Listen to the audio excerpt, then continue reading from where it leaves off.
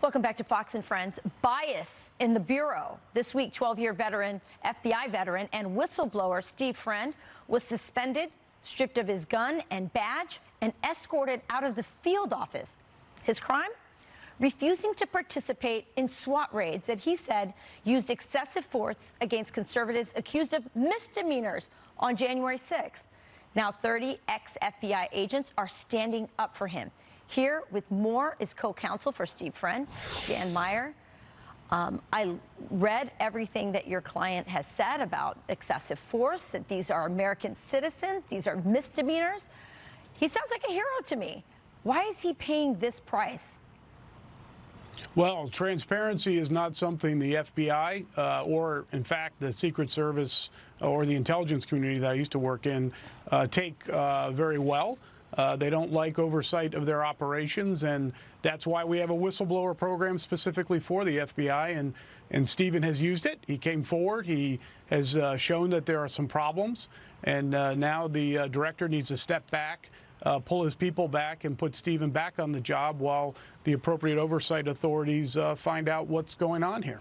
Yeah, I mean, I saw that, some of these American citizens who, committed misdemeanors. Some of them weren't even in the Capitol building. The way they were treated by the FBI, the force, the frightening way that they were escorted out of their homes with guns blazing. Then we saw the case, that we found out about last week with Mark Houck, a pro-life activist who was, guns pointed to his head in front of his 7 children and his wife. I look at all of this. It sounds like the stuff of Cuba. I mean, this is what they do to political dissidents in Cuba. So there's no way this is happening without Christopher Wray knowing that this is happening. What should happen to him? Well, I think that what's happening now is the appropriate oversight authorities have been flagged. Michael Horowitz, the Inspector General for the Department of Justice, has Stephen's disclosure. Henry Kerner, the Special Counsel at the Office of Special Counsel, was also sent the disclosure. Now the oversight has to begin, and if there are violations of law, rule, and regulation that have taken place, then the director needs to be held accountable. The problem we have here, and this is with the FBI, has been in meltdown before. We all went through this in 2016, where we couldn't figure out what the FBI was doing in its investigations, and we all paid a price on both sides of the political debate for that indecision and that inappropriate behavior within the Bureau.